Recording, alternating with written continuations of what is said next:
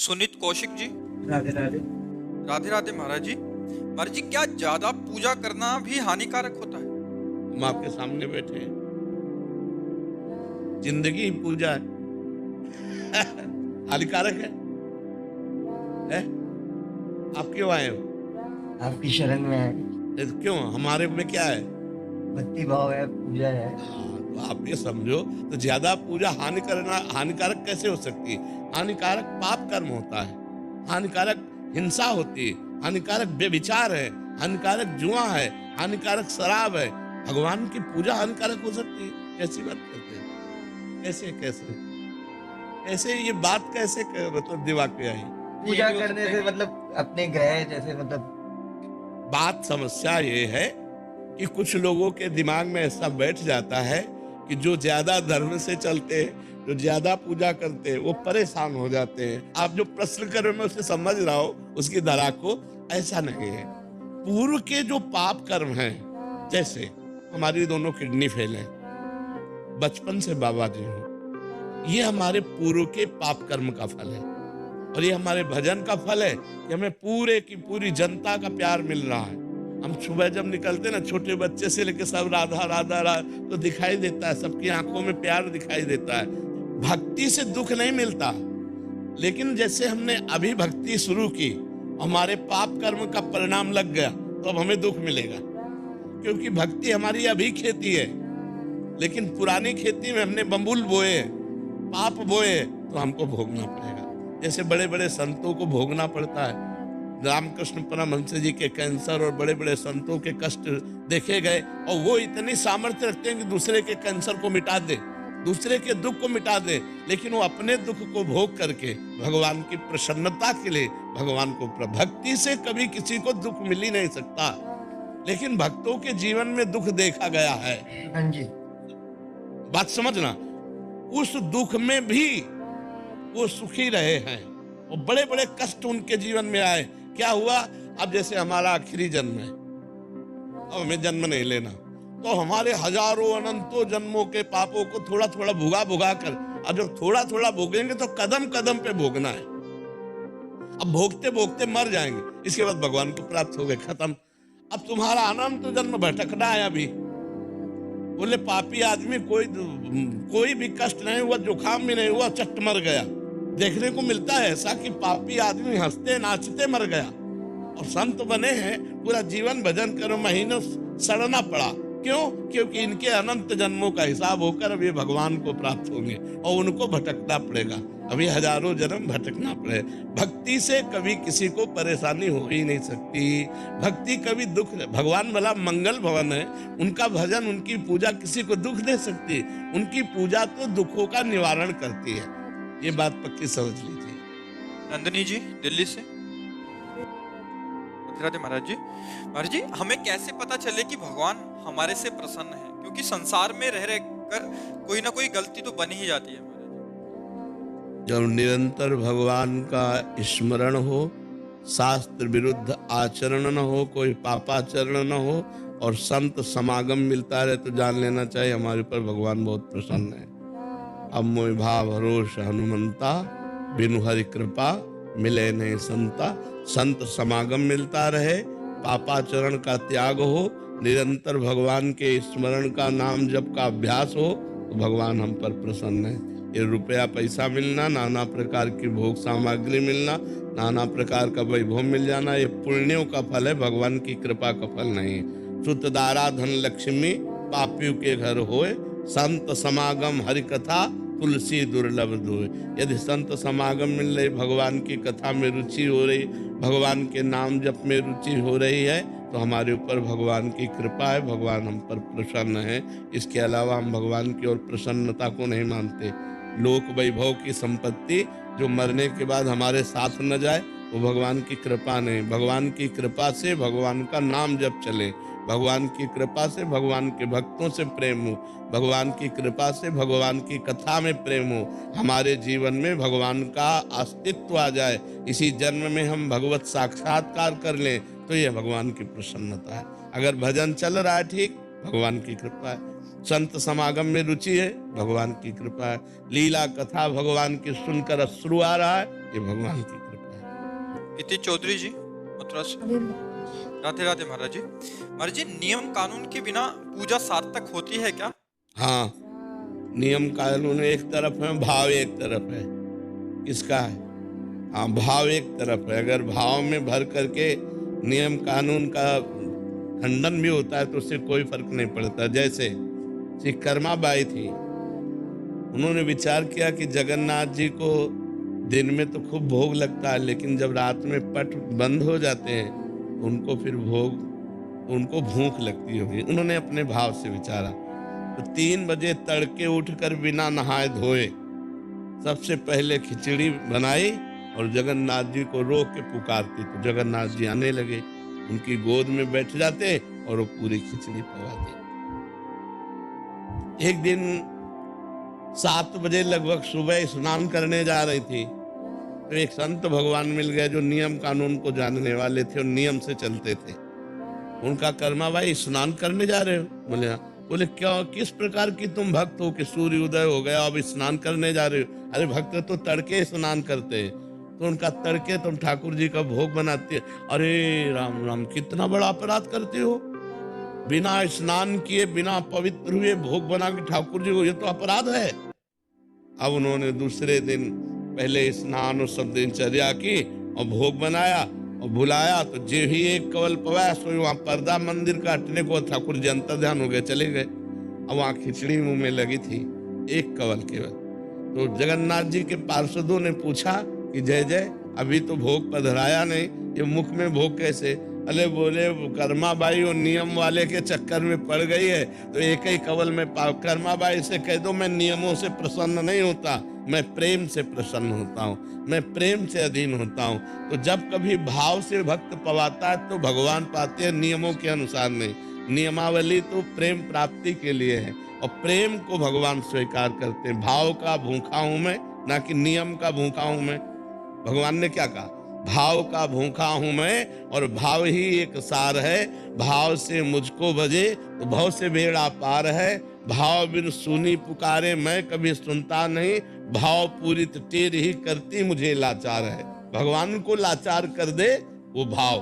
तो भाव की प्राप्ति होती है जब संयम नियम पूर्वक भजन करता चला जाए, लेकिन सेवा में प्रधानता भाव की होनी चाहिए, नियम की नहीं। इसके बाद ये चढ़ना, इसके बाद ये चढ़ना, एक नियम की तरह पूरा हो गया, भाव तुम्हारा बना नहीं।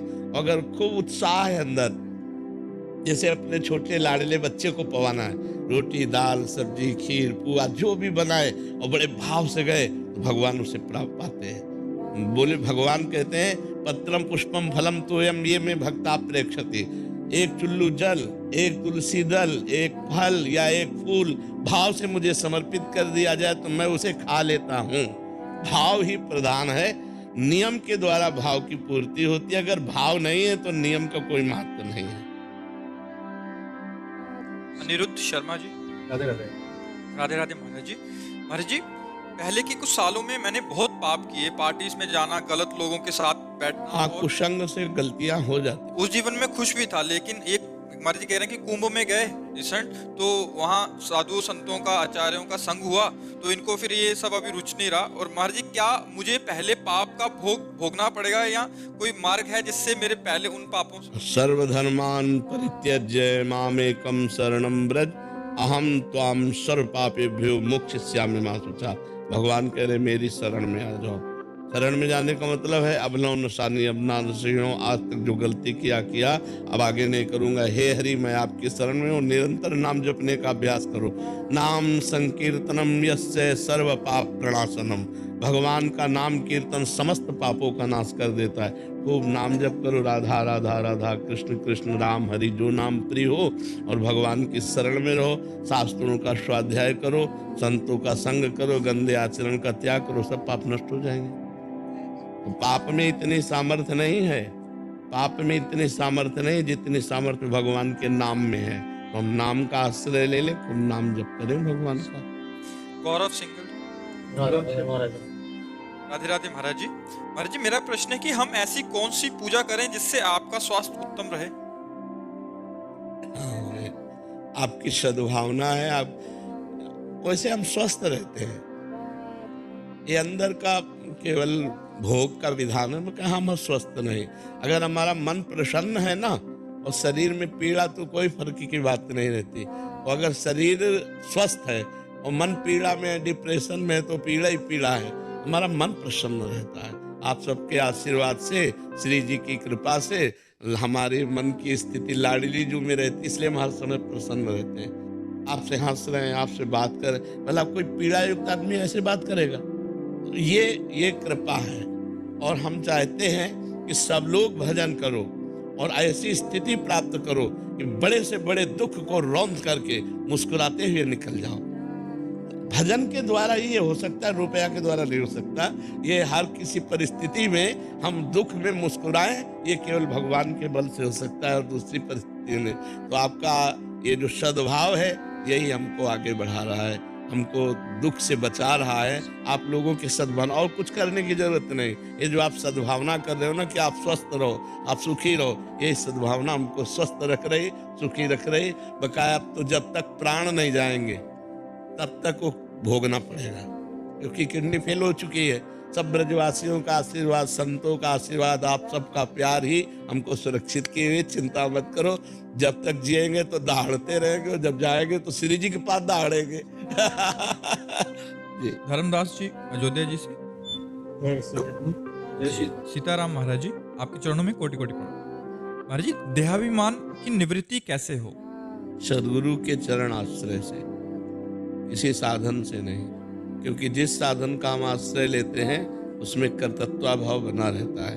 अहंकार विमूढ़ आत्मा कर्ता हमिति मन्यते, उसमें अहम पुष्ट होता रहता है। और जब हम गुरु चरण आश्रित रहते हैं तो गुरुदेव भगवान की कृपा से 20 साल से मौन है।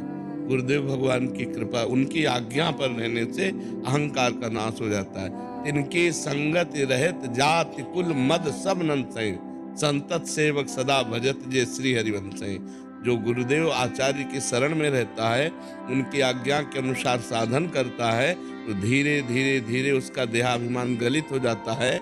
और वो ये देख पाता है कि मेरे द्वारा जो भी आचरण हो रहे हैं वो यंत्रवत भगवान करा रहे हैं, वो गुरुदेव करा रहे हैं, मेरी सामर्थ्य नहीं है।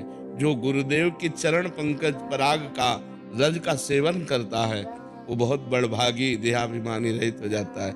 जे गुरु चरण रेणु अनुरागी, ते लोकहु वेदहु बड़भागी। जे गुरु चरण रेणु सिर धरहि, ते जन सकल विभव बस करहि। बन्नो गुरु पद पदुम परागा, सुरुचि सुबास सरस अनुरागा।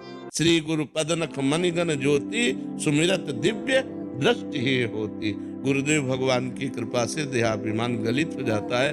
गुरुदेव भगवान की कृपा ही मोक्ष प्रदान करती है। गुरुदेव भगवान के वाक्य ही महामंत्र है। गुरुदेव भगवान की पूजा ही सर्वस्व पूजा है। ध्यान मूलम गुरु मूर्ति, पूजा मूलम गुरु पदम, मंत्र मूलम गुरु वाक्यम, मोक्ष मूलम गुरु कृपा। मोक्ष मूलम गुरु कृपा। तो गुरुदेव की कृपा से ही देहाभिमान का नाश होता है। ये हमने खुद देखा। जब गुरुदेव भगवान ने दर्पण दिखाया कि तुम क्या हो, तब समझ में आया कि अरे नहीं नहीं, ये तो गुरुदेव की कृपा से हो सकता है कुछ। तो गुरु कृपा ही केवलम, गुरु कृपा से ही देहाभिमान का नाश होता है। महापुरुषों का संग करे, उनके आश्रित रहे, खूब डट के साधन करे, पर साधन गुरुदेव की कृपा से हो रहा है ऐसा अनुभव करे तो देहाभिमान नष्ट हो जाता है। प्रकाश जी, तमिलनाडु से। महाराज जी राधे राधे। महाराज जी, भगवत गीता में 3 मुख्य योग का वर्णन किया है, कर्म योग, भक्ति योग और ज्ञान योग। महाराज जी, इनमें से कौन सा योग जीवन में सर्वश्रेष्ठ है? सब अपनी जगह श्रेष्ठ हैं। अपनी बुद्धि को देखना चाहिए कि मैं किस योग का अधिकारी हूँ। यदि खूब कर्मठता है, कर्म प्रवीणता है, कर्म में रति है, तो निष्काम भाव से कर्म योग के अधिकार का वो प्राणी है, मनुष्य है। जो भगवान की चर्चा सुनते ही हृदय आसक्त हो रहा है, दैन्यता है, भगवान का नाम प्रिय लगता है, लगता मेरे से तो कुछ हो नहीं सकता, हे भगवान शरणागत प्रतिपाल। ना विषयों का संपूर्ण त्यागी है, ना उसे संसार का संपूर्ण ज्ञान है, वो अपने को अधम समझकर भगवान की तरफ, वो भक्ति का अधिकारी है। और जो बहुत विवेकशील है, तर्कशील है, और जो वैराग्यवान है, जो चरम सीमा की वस्तु को प्राप्त करने के लिए अपने प्राण तक देने के लिए तैयार है, वो ज्ञान मार्ग का अधिकारी है। वैराग्यवान, विवेकशील, तर्कशील, बुद्धि प्रधान ज्ञान मार्ग, भाव प्रधान, दैन्य भाव, शरणागति का भाव, अपने में असमर्थता, भक्ति भाव, कर्मठ प्रवीणता, कर्म प्रवीणता, कर्मठता, ये कर्मयोग। तो अपने को देखना चाहिए कि अपना भाव किधर है, कर्म प्रधान है या भाव प्रधान है या ज्ञान प्रधान है। जिधर हो उधर मार्ग भगवान ने, इसीलिए अलग अलग सबको एक मार्ग में नहीं चलाया जा सकता, और सबका फल एक ही है। परिणाम में सबका फल एक ही, संसार बंधन से मुक्त होकर आत्मस्वरूप में स्थित होना ज्ञान मार्ग, संसार बंधन से मुक्त होकर भगवान के प्रेम में डूबना भक्ति मार्ग, संसार संबंध से रहित होकर के परमात्मा स्वरूप में स्थित होना कर्मयोग। वही परमात्मा है, वही भगवान है, वही ब्रह्म है। जो ज्ञानी लोग जिसे ब्रह्म कहते हैं, भक्त उन्हें भगवान कहते हैं, योगी उन्हें परमात्मा कहते हैं। तत्व एक ही है। समझ गए ना आप? ब्रजेश कुमार जी बिहार से। राधा वल्लभ जी। महाराज जी श्री हरिवंश, महाराज जी आपके चरणों में कोटि कोटि प्रणाम। महाराज जी बचपन में से ये सुनते आ रहे हैं कि हम शरीर नहीं हैं, आज तक जान क्यों नहीं पाए कि अपने आप को आत्मा के रूप में देखना इतना कठिन? साधन, जब तक साधन नहीं करोगे तब तक नहीं। साधन करो, साधन करते करते साधन का अभिमान त्याग हो जाएगा, तब समझ में आ जाएगा। बिना भजन के बाद समझ में आ जाएगी। आपने पकड़ा है तो आपको ही छोड़ना पड़ेगा। जब आपको ज्ञान होगा तभी तो आप छोड़ सकते हैं। संसार ने आपको पकड़ा है क्या? नहीं। वस्तु, व्यक्ति, स्थान, संसार का स्वरूप ये जड़ है। आप चैतन्य अविनाशी सच्चिदानंद भगवान के अंश हैं। जड़ चैतन्य की गांठ कभी पड़ ही नहीं सकती। लेकिन आपका संबंध न संसार से था, न है, न रहेगा। आपने पकड़ रखा है, संसार ने आपको नहीं पकड़ रखा है। तो आपको जब तक ज्ञान नहीं होगा तब तक आप संसार का राग नहीं त्यागेंगे। हम पकड़े तो हम ही को छोड़ना पड़ेगा। जबरदस्ती कोई कितना भी करे थोड़ी छूट जाएगा। बंदे कीर बरकट की नाई, तो हम ही ने पकड़ा है। अब ये हमको ज्ञान हो आंतरिक, बाह्य ज्ञान से ये नहीं होता। ये बाह्य ज्ञान से नहीं छूटने वाला। हम आत्मा हैं, हम शरीर नहीं है, ऐसा कहते हुए भी भोगों में जाओगे जब तक भजन नहीं होगा। बारी मते घृत होए बरु, सिकता ते बरु तेल, और बिनु हरि भजन न भवतरी, या सिद्धांत। डट के भजन करो, अभी ज्ञान प्रकट हो जाएगा। पवित्र आचरण करो, पवित्र भोजन, शास्त्र स्वाध्याय, संयम से रहो, और फिर अपने आप सतमार्ग में बढ़ेगी बुद्धि। और जैसे जैसे बुद्धि बढ़ेगी तो आपको दिखने लगेगा कि ये संसार मेरा नहीं। किसका हुआ है संसार?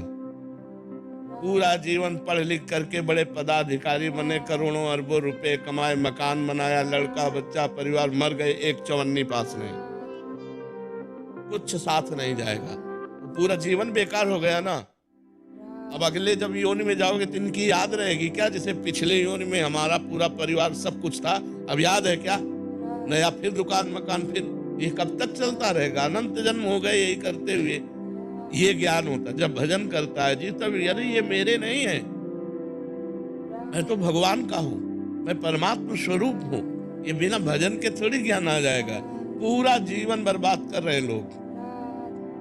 खूब पूरा जीवन पढ़ाई में लगा दिया, खूब कमाई में लगा दिया, बुढ़ापा आ गया, भोग भोग करके इंद्रियां शिथिल हो गई, मर गए, हाथ कुछ नहीं लगा। जब यहाँ से गए तो वही पाप की गठरी और पुण्य जो हाथ लगा, कुछ नहीं। भजन तो किया नहीं। अगर भजन किया तो वही साथ जाएगा, अन्यथा यहाँ पे कुछ। और सब जानते हैं, और जान करके सब अनजान बने हुए। सब उनको लगता है वो मरा, मैं थोड़ी मरूंगा। उनको लगता है उसका छूटा, मेरा थोड़ी छूटेगा, मेरा तो सब मेरे साथ जाएगा।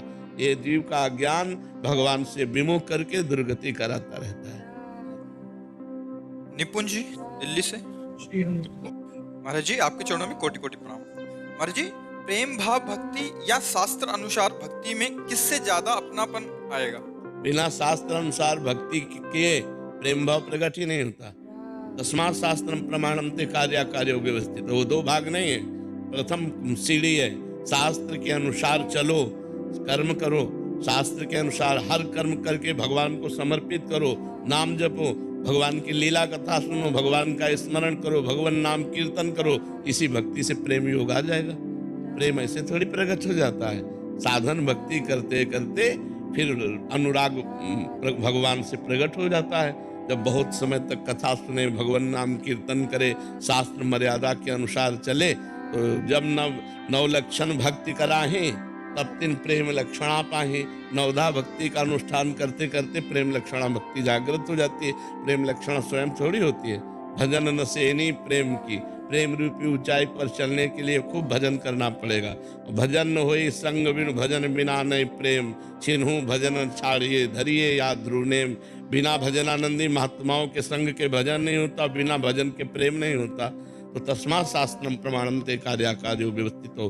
कार्य और अकार्य की व्यवस्था शास्त्र में जो की गई है उसके अनुसार चला जाए और नाम जप किया जाए, कीर्तन किया जाए, भगवत कथा सुनी जाए, भगवत सेवा की जाए, परोपकार किया जाए, तो हमारे अंदर प्रेम लक्षणा भक्ति जागृत हो जाएगी। प्रेम कोई अलग से थोड़ी आता है। और जो हमारे अंदर प्रेम है वही प्रेम समेट करके प्रभु के चरणों में समर्पित करना है। माता में, पिता में, भाई में, बंधु में, रुपया में, मकान में, संसार में, जहाँ जहाँ हमारी ममता है, सबकी ममता ताग बटोरी, मम पद मनहि बांधि बर डोरी। भगवान के चरणों में सबकी ममता को समेट करके समर्पित कर दो। खूब नाम जप करो, खूब कीर्तन करो, देखो भगवान से प्रेम हो जाएगा। समझ पा रहे हैं आप? तो ये नहीं कि शास्त्र भक्ति अलग है और प्रेम भक्ति अलग है। शास्त्र भक्ति के अनुसार चलने पर ही प्रेम भक्ति का प्रादुर्भाव होता है। रजत साहनी जी, राधे महाराज जी। महाराज जी, बिहारी जी के दर्शन करते समय क्या करना चाहिए, क्या बोलना चाहिए? कुछ इच्छा हो तो मांगना चाहिए या सिर्फ शुक्रिया करना चाहिए? प्यारे के दर्शन से कुछ मांग प्रकट होती है क्या? जब अपने प्यारे को देखते थे यही लगता है हो भाग्य, आज सौभाग्य कि मैं आपको देख पा रहा हूँ। मैं आपसे क्या मांगू? सबसे बड़ी बात तो आपने दे दी कि अपने समीप बुला लिया और आपको मैं देख पा रहा हूँ। बस प्रभु, मैं सदैव जो आपको देख पा रहा हूँ यही देखता रहूँ, यही चिंतन बना रहे।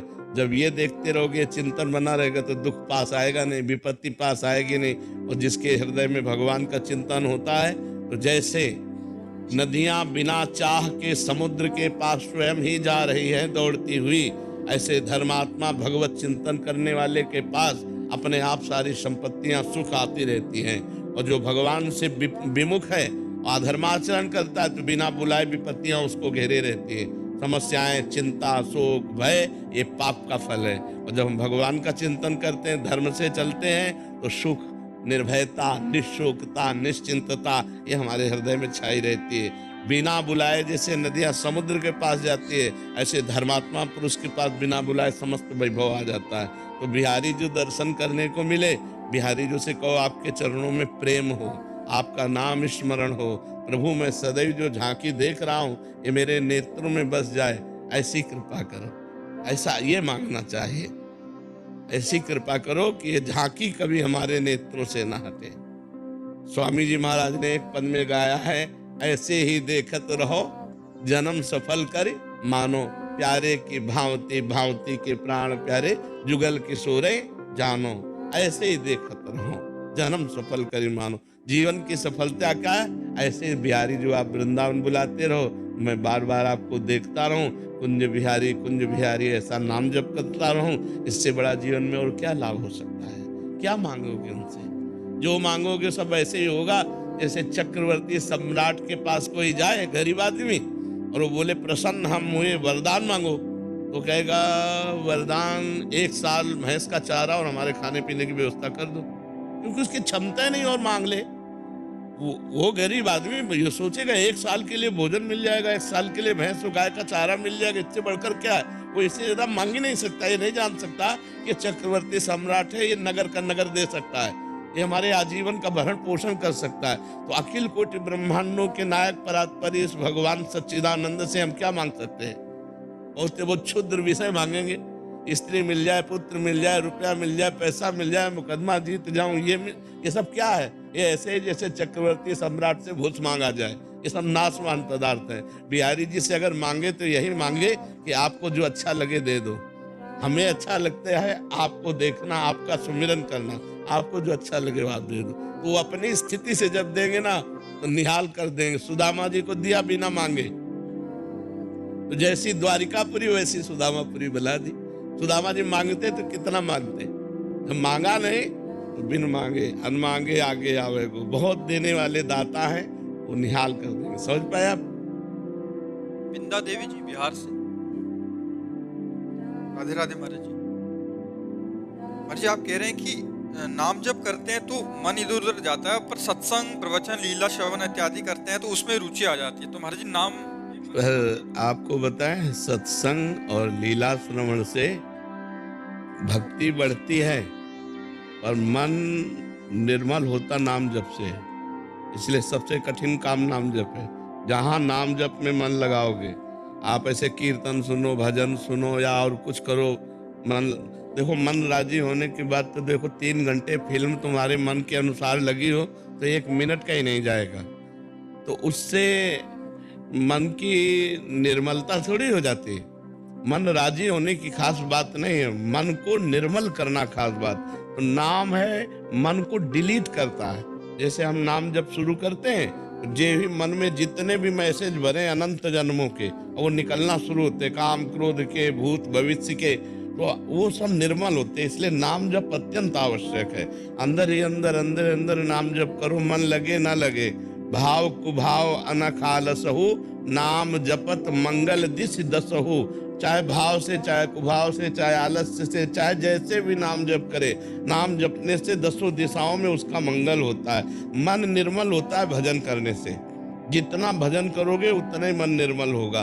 और मन निर्मल होकर जब कथा सुनो तो आंसू आने लगेंगे, भगवान के प्रति भाव बढ़ने लगेगा। तो हमें लगता है थोड़ी देर कथा सुने, थोड़ी देर कीर्तन करे, पर अधिक देर नाम जप करे। नाम जप अत्यंत आवश्यक। बिना नाम जप के तो हमें लगता है मन भगवान में लगेगा ही नहीं।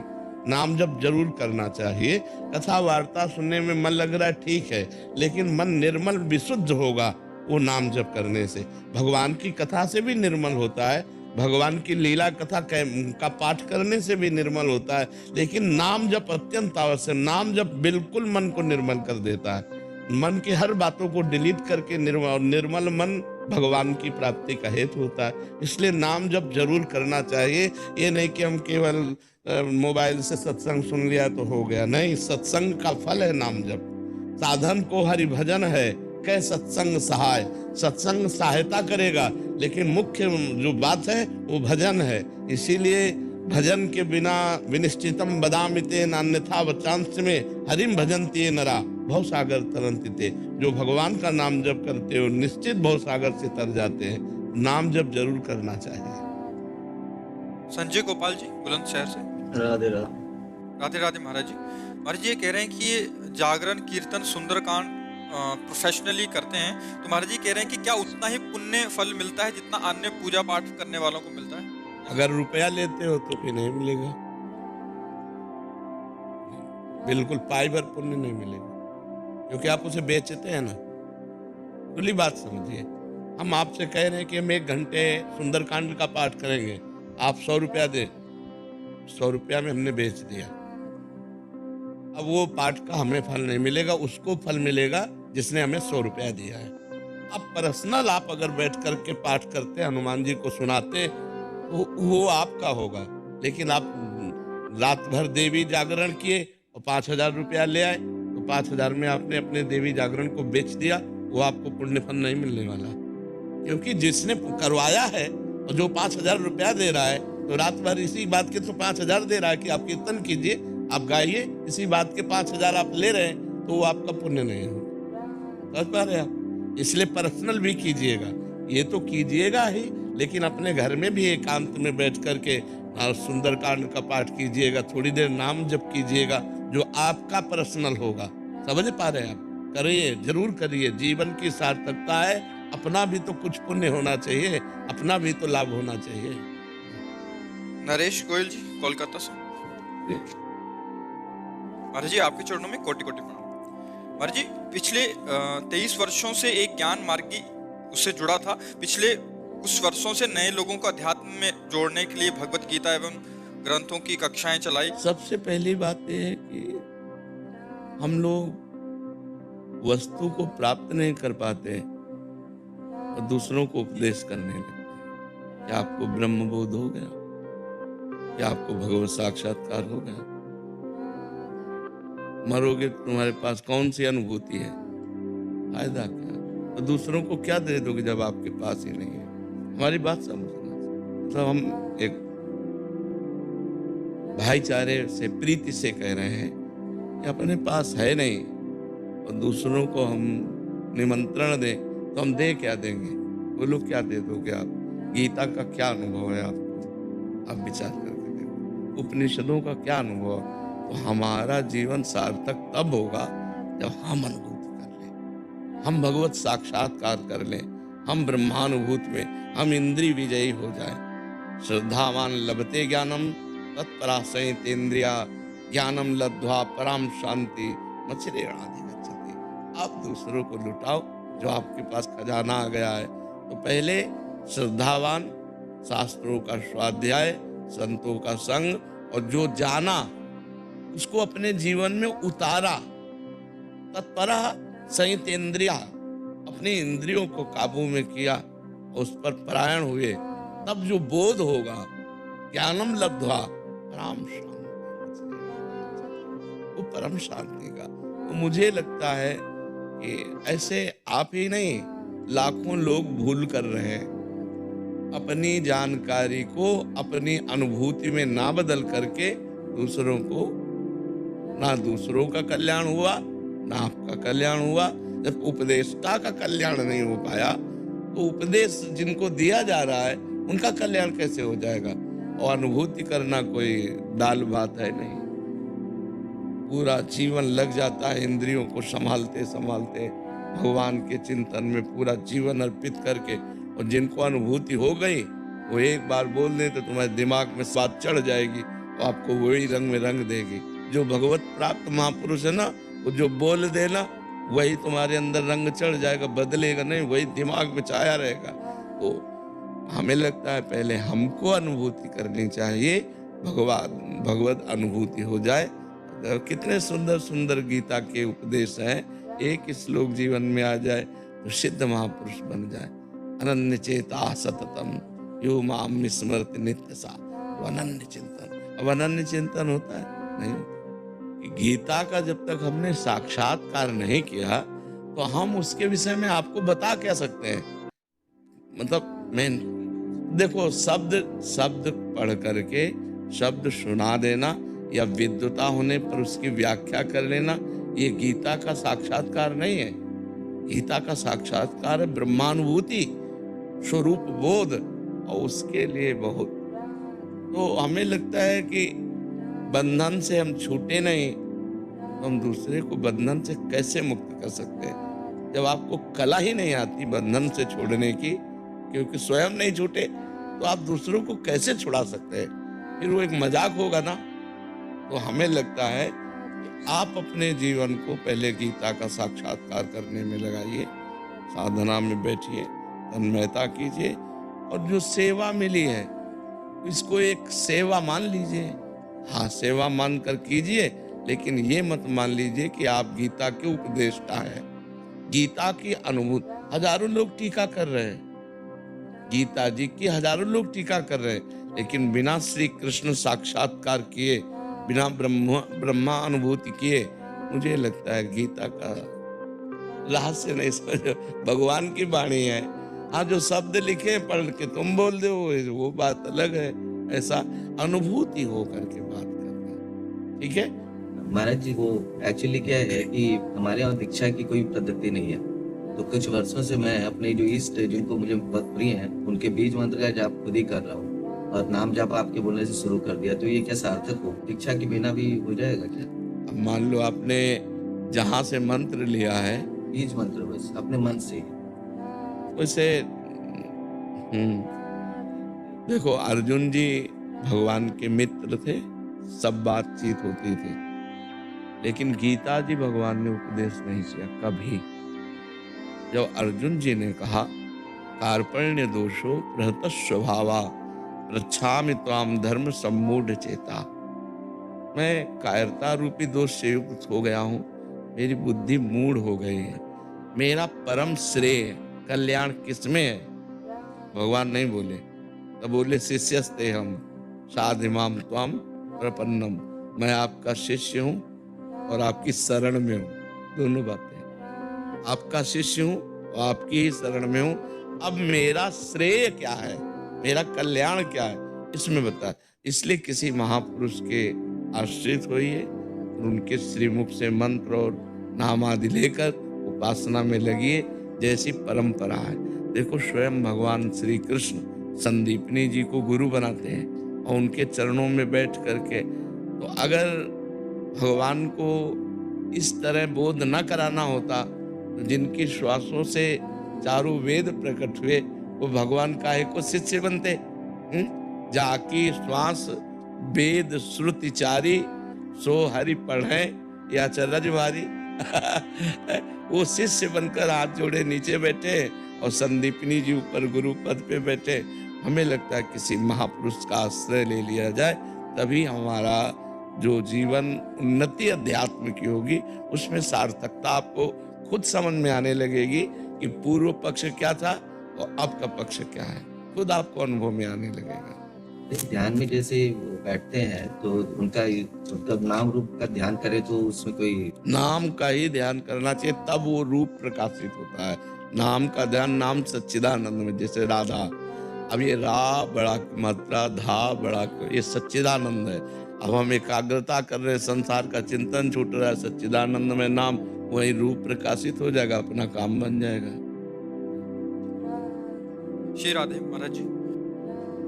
महाराज जी, ये आपका सत्संग सुनते हैं और एक दुख से बाहर निकले हैं उसी सत्संग। महाराज जी, इनकी 17 वर्षीय बेटी थी, 2.5 साल पहले अपने स्कूल के बच्चों की मारपीट की वीडियो अपने पिताजी के फोन से लेकर अपनी एक सहेली को भेज दी। उसके बाद वो वीडियो वायरल हो गई। इस कारण उसके पिताजी ने उसे डांटते हुए कुछ कड़वे वचन बोले। 3 दिन तक दोनों एक दूसरे से बोले नहीं और वो इतनी कठोरता सह नहीं पाई और उसने आत्महत्या कर ली। महाराज जी, इस आत्महत्या के दोषी हम हैं या उसके और उसके हमारे प्रारब्धवश हैं? हम प्रायश्चित क्या करें? ये मूर्खता है, मूर्खता है, इसमें दोष की बात नहीं, इसमें मूर्खता है। क्या है, पापा है, 3 दिन नहीं बोल रहे, चौथे दिन बोलेंगे, 5वें दिन बोलेंगे। हमको अपनी तरफ से सॉरी बोलना चाहिए। मान लो हमारे पिता हैं तो हमें आप कर लेने से कोई निदान हो गया क्या? वो प्रेत योनि मिलेगी, जा करके भूत प्रेत की योनि मिलेगी। उसका हमें लगता है कि अगर आप लोग कर सको तो 1 सप्ताह की भागवत उसके लिए करवा लो, हो गए। हाँ तो बढ़िया है, लेकिन दोष उसी जीवात्मा का है जो स्वयं कर रहा है। अगर हम उसको प्रेरित करें और फिर वो बात करे तो वो बात होती है। अब अपने आप विचार करके, बच्चे हैं, अब वो हमें लगता है कि बच्चों को प्रोत्साहन देना चाहिए और ऐसी परिस्थिति ना प्रकट की जाए। माता पिता को भी चाहिए कि बच्चों से फ्रेंडवत, मित्रवत व्यवहार करें, जिससे वो उनके जो अंदर छुपी हुई भय या छुपा हुआ संकोच या छुपा हुआ अपने को मारने की बातें वो सब निकल जाएं। अब बच्चों को थोड़ा मित्रवत व्यवहार करना चाहिए, ऐसा भय नहीं दिखाना चाहिए कि अगर बाहर मान लो गलती भी हो गई कोई, तो घर में आके अपनी मम्मी से बात कर ले, अपने पापा से बात कर ले। पापा को चाहिए कि मित्रवत व्यवहार करे। जब बच्चा सयाना हो जाए तो दोस्त की तरह व्यवहार करना चाहिए, कभी पास बैठ करके प्यार से बात करना चाहिए, क्या चल रहा है, मतलब एक दोस्त की तरह, डराना नहीं चाहिए। देखो कोई भी गलती करना, हम तुम्हारे दोस्त की तरह तुम्हारा हित चाहते हैं, तुम हमें बता देना, ऐसा व्यवहार नहीं करना चाहिए। बच्चे गलत करके मान लो गलत हो गया, अब उनको ये भय कि पापा जान जाएंगे और उधर दूसरा ब्लैकमेल कर रहा है, तो सोचते हैं इससे अच्छा कर लो, इससे अच्छा कर लो। तो हमें लगता है ऐसी परिस्थितियां हम अपने बच्चों के सामने ना आने दें, अच्छा है, क्योंकि बच्चे तो नादान होते ही हैं, उनकी नादानी में बात हो जाती है, उनको ज्ञान नहीं, आत्मा इतना बहुत बुरा पाप है। उनकी पहली गलती की। हाँ बिल्कुल बिल्कुल बिल्कुल, हाँ वही तो कह रहा हूँ, नए बच्चों से ऐसे हो जाते हैं, बच्चे से गलतियां हो जाती, पर माता पिता को भी चाहिए कि सावधान नहीं लगने दिया। हाँ। राधे राधे महाराज जी। महाराज जी, आप कह रहे हैं कि पिछले 2 साल से सत्संग कीर्तन सुन रहे हैं, महादेव की भक्ति पिछले 10 साल से कर रहे हैं, अभी राधा नाम। महाराज जी कह रहे हैं कि ये मेडिकल लाइन में हैं और पिछले 5 साल से ड्रिंक की लत लग गई और अभी छोड़ नहीं पा रहे महाराज जी ड्रिंक। हाँ तो ठीक नहीं है। कह रहे कि पर प्रभु को पाना चाहती हूँ। नहीं, गलत बात है, गलत, बिल्कुल गलत बात है, बिल्कुल गलत बात है। आप रोज बताओ कि मैं रोज गंगा नहा के आती हूँ, लेकिन ये भी बात तो समझो गटर में रोज डुबकी लगा रहे हो। ये जो मद्यपान है ये हमारे शास्त्र विरुद्ध है। 5 में कलयुग का वास है और महापाप बताया गया है। पर स्त्री गमन, मदिरापान, द्वैत कीड़ा, हिंसा और जुआ, किसी की हत्या कर देना, हत्या करने वाला या जुआ खेलने वाला या पराई स्त्री से भोग करने वाला, या मांस खाने वाला, या शराब पीने वाला, ये कभी भगवत प्राप्ति की बात ही नहीं हो सकती। ये तो पहले गंदी बात छोड़ो ना। अगर भगवत प्राप्ति चाहते हो तो गंदी बात छोड़ो। ये क्या माने आचरण, ये क्या है? एक बार अपने ऊपर घृणा तो पैदा करो कि आप कितना गलत कर रहे हैं। जब तक उसे दोष दृष्टि नहीं मानोगी तब तक तो चलता रहेगा ना। कैसी कैसी गंदी आदतें पाल ली है। 100 रुपया अगर रोज जोड़ लो तो महीने में कितना होता है? 3,000 रुपया किसी गरीब की सेवा में लगा दो, किसी बीमार की सेवा में लगा दो तो भगवान की प्राप्ति का हेतु हो जाए। ये क्या है? क्या है क्या? इसमें आपको घृणा करनी चाहिए, आपको छोड़ना चाहिए। आज नियम लोक में शराब नहीं पीऊंगा। हिम्मत हो तो बोलो, है हिम्मत? पक्का? वृंदावन में बैठी हो हमारे सामने, बोलो आज के बाद शराब नहीं पीऊंगी। आज के बाद शराब नहीं। भगवान तुम्हें बल देंगे, भगवान तुम्हारी सहायता करेंगे। नाम जप करो और आज के बाद शराब नहीं।